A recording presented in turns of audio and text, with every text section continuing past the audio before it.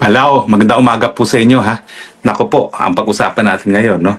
Dapat pa bang mamulitika ang Marcos Jr. sa panahong na nangyayaring gera sa gitnang silangan? Obvious ang answer po dyan, hindi na kinakailangan. Bakit po? Nako, napakadami pong pagsubok, no? Unang-una, yung repatriation, yung pagbabalik na ating mga kababayan dyan sa gitnang silangan, lalong-lalo na sa bansang Iran at sa bansang Israel. Na nakakalungkot po, samantalang ang iba't ibang mga bansa na maraming mga nasyonal sa Iran ay nagpapauwi na ng kanilang mga kababayan, wala pa pong hakbang na ginagawa ang ating gobyerno. Ang sabi nga ni Marcos Jr., voluntaryo lang daw ang mga Pilipino na bibigyan assistance kung gusto umalis ng Iran. Sos Mariosep naman, all out puto ka na, voluntaryo pa rin. Ano ba yung mga bansa na nagsisimula na ng repatriation? No?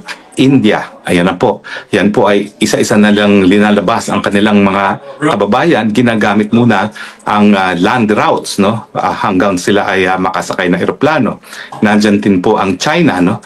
Ang China po ay talagang nag-mandatory na ata, no? So po pwede nang inuwi na nila yung kanilang mga kababayan at ginagamit din nila yung mga land routes no, gaya ng Azerbaijan at saka yung mga ibang countries na malapit sa kanila. Australia, nagsimula na rin po magpauwi ng mga tao at talagang by groups inuwi na nila away from Iran. Ganyan din po ang ginagawa ng New Zealand, Japan at ng Pakistan. Pero ang Pilipinas, ayun po, nasa kangkungan pa rin. Bakit? Dahil ang Marcos Jr., obsessed na talagang burahin ang mga Dutertes sa kanilang buhay politika. No? Ang aking pakiusap, ngayon talaga pong nandito na ang gera sa gitnang silangan, siguro dapat itigil na muna ang politika. Una-una, atupagin na natin yung pagpapauwi ng ating mga kababayan. Hindi na po kinakailangan na antayin na magkaroon pa ng nuclear war. No? Kinakailangan umalis, gumawa na po ng hakbang para mapauwi na, lalong-lalo na yung mga kababayan natin sa Iran.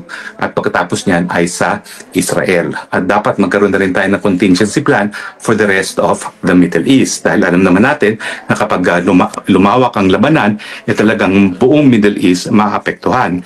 Now, ilan ba ho talaga yung mga kababayan natin sa Middle East? No? Nako, milyon-milyon po siguro yan, no? Dahil sa napakadami mga manggagawa na naririyan. No? So kailangan may plano na tayo, hindi lang paano mapapauwi yung mga taga-Iran. Actually, hindi lang plano ang kinakailangan na ngayon. No?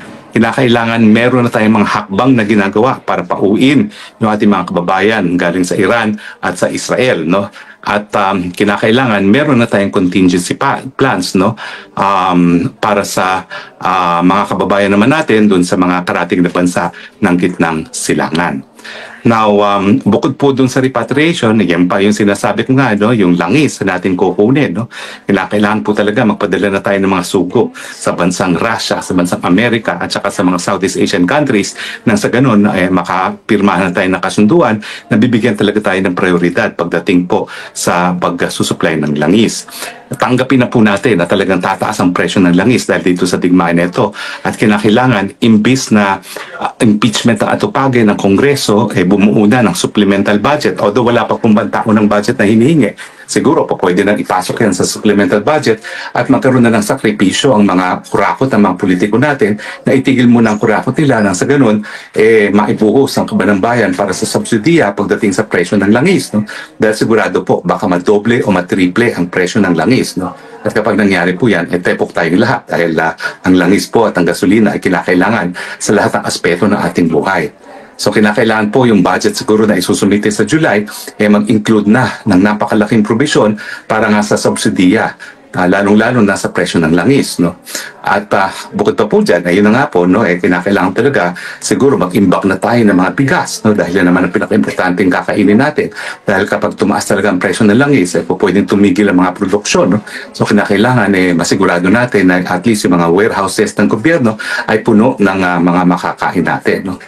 Well, ang sinasabi ko naman po, obsessed pa rin ang gobyerno ni Marcos Jr. dyan sa politika, yung pagpapaalis kay Inday Sara sa pwesto sa pamamagitan ng impeachment. Pero sana naman po, ngayon naman, atubagin muna nila yung mga pangangailangan ng bayan. Ngayon tayo po ay testigo ngayon at ma-involve sa malawakang gera. Now, Ang possibility po talaga ng World War dyan ay dahil nga magkakampihan.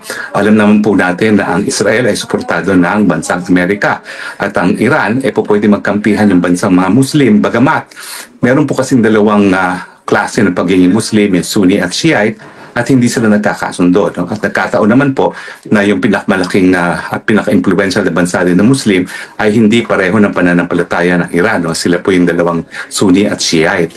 Pero kapag naman po nagkaroon na ng putukan laban sa Israel, sigurado naman po baka panandali makalimutan nila yung hindi nila pagkakasunduan at tuluyan na sila magkampihan. So pag nagkampihan po yan, asahan natin ang China at Russia naman ay papanig naman dito sa mga bansa na tumatayo laban sa Amerika at sa Israel, no? At syempre tayo po, meron tayong siyam na EDCA bases. Kapag talagang nagkaroon na ng World War III, sigurado po tayo makakaladkad sa gera kasi tatargetin na ng kakampi ng China o China mismo ang mga EDCA bases sa Pilipinas na siyam po yan, no? Hindi lang po yan isa, hindi dalawa, kundi siyam po yan. So siguradong tatargetin nila yung mga base militar natin na ginagamit ngayon ng mga Amerikano, no? So kinakailangan din po ng contingencies, no? Dahil hindi naman po 100% accuracy yung mga bomba. Nabuti sana kung lahat ng bomba ay tatamaan lang yung mga Amerikano mga base militar. Pero may posibilidad po na sumablay yan at tumama doon sa mga komunidad na nakapaligid doon sa mga EDCA bases. So kinakailangan yung mga lokal na pamahalaan doon sa mga areas na kung saan may mga ginagamit na military bases ang mga Amerikano, maghanda na rin. Siguro po magkaroon ng declaration na yung mga areas na talaga nakapaligid sa mga base militar dapat ma-evacuate muna dahilan po talaga unang-unang tatamaan kapag tayo po'y nakaladkad sa gera. Well, malungkot po talaga ang aking prognosis, no? Dahil yan nga pong ginawa, no? Ang ating Marcos Jr. Sa kanyang kagustuhan na makuha ang suporta para sa kanyang patuloy na pamamahala bilang presidente sa mga Amerikano ay talagang naging sunod-sunod sa mga Amerikano, pinagamit ating teritoryo at hindi lang naman po banta sa ating seguridad ngayon yung issue ng Taiwan, bagamat nandiyan pa rin ng Taiwan. Kapag nagsabuatan po, kapag nagkampihan dito sa gitnang silangan, no, sa gera sa gitnang silangan, sigurado po na ang China hindi naman kakampi sa panig ng Amerika. No? Kakampi po yan sa panig ng mga bansa na tumitindig laban sa Amerika at sa Israel. Pero siyempre, ang inaasahan natin, ang bansang Russia at China, sana sila ay pumasok at sila na mag-mediate dito. Dahil talaga naman pong wala talagang mabuting mangyayari sa kahit kanino kapag natuloy po ang putukan. Sana po maging effective mediator sila at sana po matutunan ng Pilipinas na tayo pumanig sa mga bansa na ayaw ng hidwaan. Na wala naman kasi tayong interest na kinakailangan itaguyod, no, para magkaroon ng gera. Ang interest natin sa gitnang silangan ay magkaroon ng kapayapaan dahil ang dami natin mga kababayan na naghahanap buhay dyan at bukod pa dyan, 90% nga ng ating langis at gasolina ay nanggagaling dyan sa gitnang silangan. So kinakailangan natin dyan ay kapayapaan, hindi po gera. No? At suportahan sana natin ang papel ng China at ng Russia kung sila nga ay tatayong mediators, no, para magkaroon ng kapayapaan dyan sa kitnang silangan. Siguro nga mag-offer na tayo, kaya lang hindi gagawin niya ni Marcos Jr. No? Pero siguro kung si BP Sarang presidente, no, i-offer niya ang Pilipinas bilang isang site para makapag-usap ang mga partido. No? Siguro pag pinadala natin yan sa Boracay o di naman kaya sa Palawan na magandang tanawin, lalamig ang mga ulo ng mga bansang naghihidwaan ngayon at po pwede magkaroon ng kapayapaan. Pero hindi lang po nakasaad sa ating saligang batas na tayo po ay sinusumpa ang paggamit ng dahas sa ating panlabas na relasyon. Pero ang realidad din po, wala tayo sa poder para makisapi sa isang gera. Wala pa nga tayong sapat na salapi para pakainin ng ating mga kababayan. 50% ay nagugutom. Tapos makikisali pa tayo sa gera. At sana itong gera sa gitnang silaan ay magsilbing leksyon sa lahat ng Pilipino, no? Huwag sunod-sunuran sa mga Amerikano. Dahil kita nyo yan, kapag talagang nagkaroon ng putukon dyan, pati yung ating mga base militar na ginagamit ng mga Amerikano, fear target. Ang tawag po dyan, military necessity. So kung sino man ang lumusob, no? At targetin yung ating mga base militar na ginagamit ng mga Amerikano. Anyway, hindi na po muna ako magtataga dahil meron po akong interview ngayon sa TV5 at ayan na po, no, sinasabi nila na dapat pumasok na ako ng Zoom. Mamaya po ang ulit-uli ni Congressman Pulong dyan po sa Duterte Street. So mula po sa Hague, ito po inyong Spokes ng Bayan nagsasabi, I love you Philippines, only country that I have, you're the only country that I love. God bless the Philippines. Bye!